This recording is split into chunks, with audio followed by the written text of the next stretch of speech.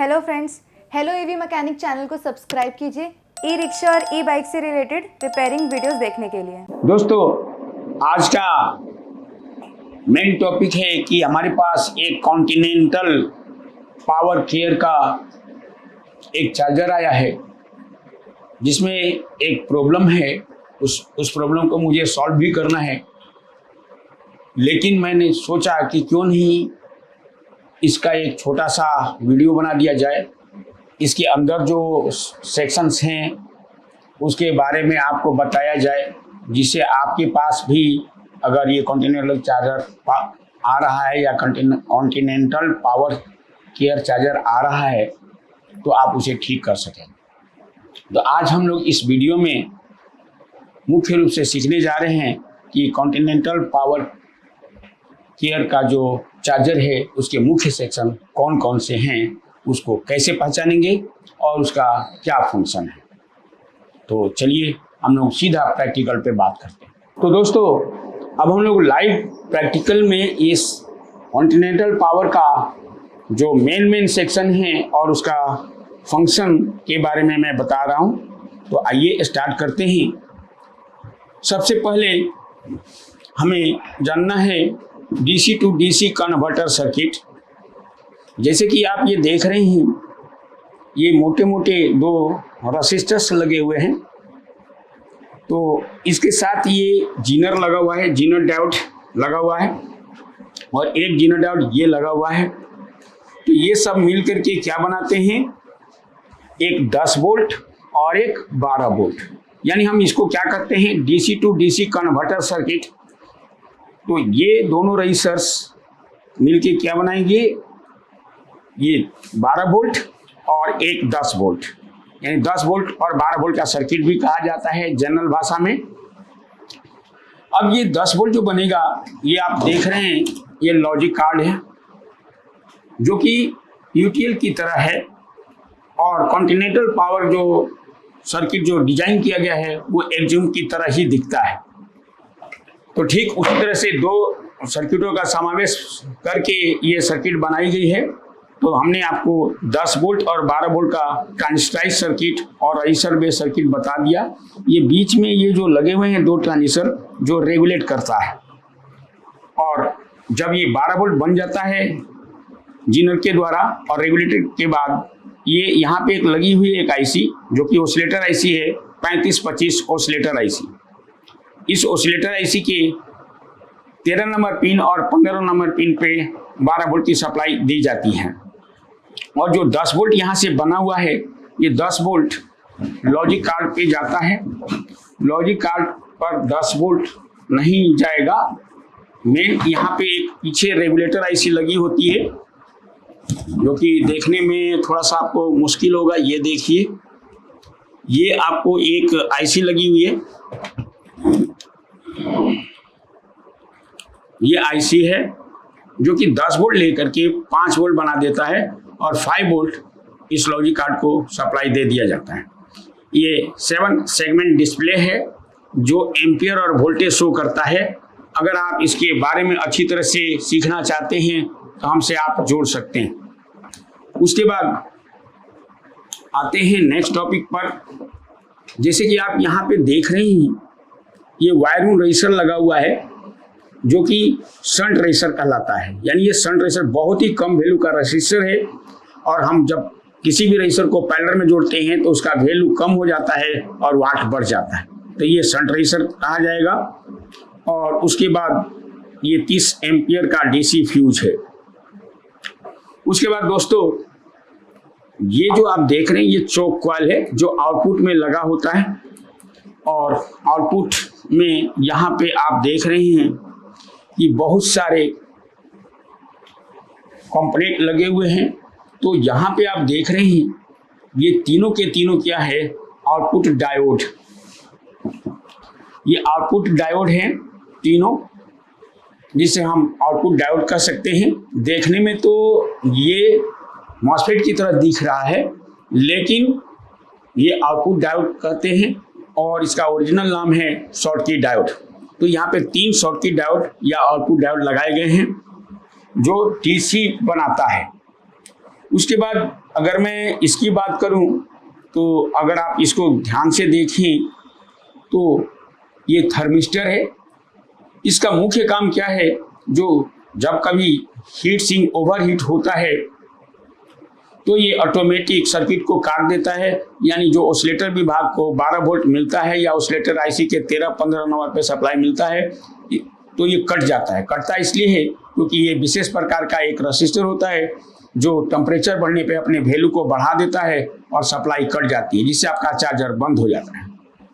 उसके बाद अगर मैं बात करूं इसको और इसको, तो इसे क्या कहते हैं, स्विचिंग मॉसफेट।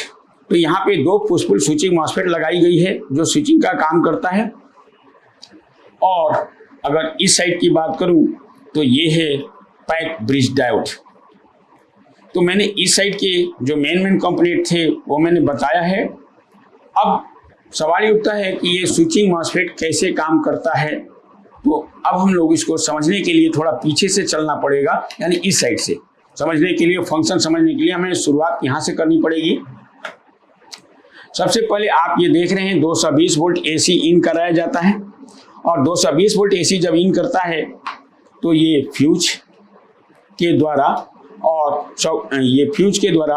और आरएफ कॉइल के द्वारा ये सप्लाई पहुंचती है, और एनटीसी के द्वारा ये सब यहाँ पे एनटीसी लगा हुआ, एनटीसी के द्वारा सबसे पहले 220 वोल्ट एसी इसके दोनों पिनों पर पहुंचती है, जो कि एसी वाले पिन है।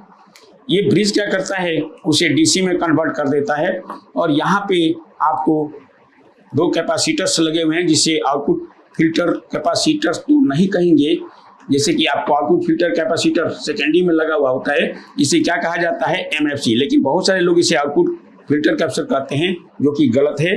सही जवाब है मेन फिल्टर कैपेसिटर्स।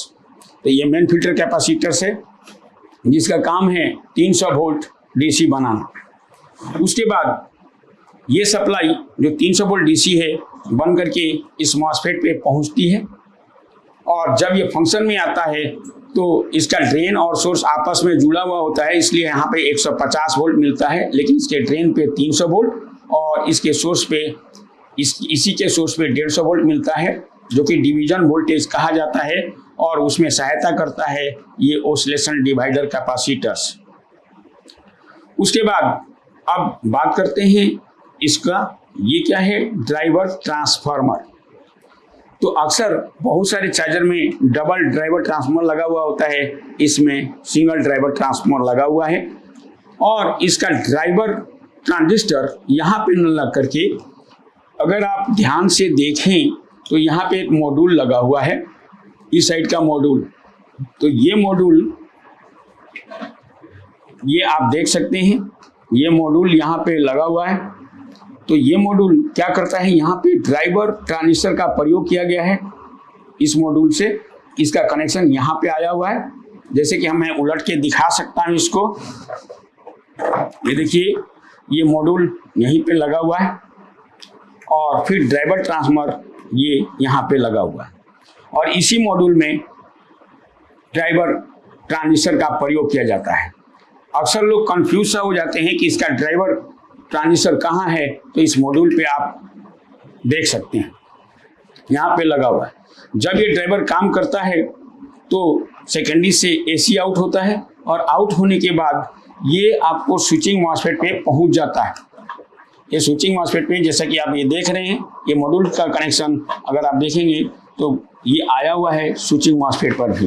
तो स्विचिंग मॉसफेट अपना काम करने लगता है। उसके बाद जब स्विचिंग हो जाती है तो फिर आगे का प्रोसेस जारी रहता है। यहाँ पे एक 7812 आईसी लगी हुई है, इसका यहाँ पे एक 7812 आईसी लगा हुआ है। जब ये एसएम काम करता है तो यहाँ पे 12 वोल्ट हमें मिलने लगता है इसके पिन नंबर 3 से, और ये सप्लाई पहुँचाती है यहाँ पर, यानी ये डीसी रिले पे पहुँचता है, और ये सर्किट आपका काम कर जाता है, यानी रिले चालू हो जाता है। और लेकिन रिले का कंट्रोलर कहाँ पे यूज है, यानी कंट्रोलर आईसी के अंदर। कंट्रोलर आईसी ड्राइव सिग्नल देता है रिले को, और जिससे रिले ऑन हो जाता है और हमारा सर्किट चालू हो जाता है या चार्जर चालू हो जाता है और आउटपुट भी मिलती है। उसके बाद आते हैं इस टॉपिक पर बात करते हैं। यहाँ पे अगर आप ध्यान से देखें तो ये ऑप्टो कपलर लगा हुआ है, यहाँ पे ऑप्टो कपलर और यहाँ पे ब्रिज बना हुआ है। तो ये 4 डायोड लगा के ब्रिज बनाया गया है। ये एक तरह से एसी सेंसिंग सर्किट है। जब हम इसमें सप्लाई देते हैं तो एक तरह से इसका मुख्य काम ये होता है कि चार्जर के अंदर एसी पहुंच जाती है या चार्जर ये समझ लेता है कि एसी दिया जा चुका है। अब जैसे ही एसी सेंसिंग सर्किट काम करेगा तो ये इंफॉर्मेशन लॉजिक कार्ड पे जाएगा और लॉजिक कार्ड क्या करेगा कि ये इस ऑसिलेटर को एक्टिव कर देता है, यानी चालू कर देता है, जिससे हमें स्विचिंग सिग्नल मिलने लगती है ड्राइवर के माध्यम से और स्विचिंग होने लगता है और इस तरह से हमें आउटपुट मिलती है। अब हम लोग लास्ट में कुछ और विशेष बातें बता दूं आपको, जैसे कि इस जो कंट्रोलर का काम क्या है, जो कि आप यहाँ देखिए ये कंट्रोलर आईसी यहाँ पे यूज किया गया है। तो कंट्रोलर आईसी का मुख्य काम क्या है ये आप समझ लीजिए। यहाँ पर जितनी भी एलईडी लगाई गई है इसे ड्राइव सिग्नल देता है, या ये कह सकते हैं कि चार्जिंग परसेंटेज को शो कराने का काम ये कंट्रोलर आईसी काम करता है। उसके बाद जब चार्जर फुल चार्ज हो जाता है उसे काटने का भी काम करता है। फैन को ऑपरेट करने के लिए भी ये सिग्नल कंट्रोलर आईसी से ही दी जाती है और 7 सेगमेंट डिस्प्ले को ऑन करने के लिए भी सिग्नल आपको लॉजिक कार्ड के द्वारा ही दिया जाता है। साथ ही साथ इसमें कुछ और भी एलईडी लगाई गई है, इसे ड्राइव सिग्नल भी इसी लॉजिक कार्ड के द्वारा प्राप्त होता है। तो दोस्तों हमने एक छोटे से वीडियो में इसके मुख्य सेक्शन के काम हमने शॉर्ट पीरियड में बताया है, लेकिन अगर आप ब्रीफ सीखना चाहते हैं तो हमसे आप ज़रूर जुड़िए, जिससे आपको बहुत अच्छी जानकारी मिलेगी। मैं ये वीडियो इसलिए बना रहा हूँ क्योंकि ज़्यादातर ये जो चार्जर है वो राजस्थान में यूज किया जाता है। राजस्थान के बच्चे इस तरह के चार्जर अक्सर लेके आते हैं और हमारे कुछ बच्चे भी इस कंपनी में काम करने लगे हैं जो राजस्थान में खास कर रहते हैं, तो वो ये चार्जर ज़्यादा पसंद करते हैं या वहाँ पे ज़्यादा यूज किया जाता है। लेकिन क्योंकि हमारे यहाँ बहुत अलग अलग प्रांत के बच्चे आते हैं, आपको किसी भी तरह का चार्जर या कंट्रोलर सीखना है बहुत अच्छी तरह से, चाहे स्कीमेटिक डायग्राम से या प्रैक्टिकल, तो वो सारी की सारी चीज़ हम बहुत अच्छी तरह से आपको समझाते हैं। हमारे यहाँ कोई एक ब्रांड नहीं, आप किसी भी तरह का कोई भी ब्रांड का अगर चार्जर या कंट्रोलर सीखना चाहते हैं तो बिल्कुल आप मोस्ट वेलकम हैं। आप हमारे यहाँ आकर के बहुत अच्छी तरह से सीख सकते हैं। तो दोस्तों मैंने इसमें मेन सेक्शन बता दिया है। फिर किसी नए वीडियो के साथ हम दोबारा मिलेंगे। इस वीडियो में इतना ही। थैंक यू वेरी मच दोस्तों।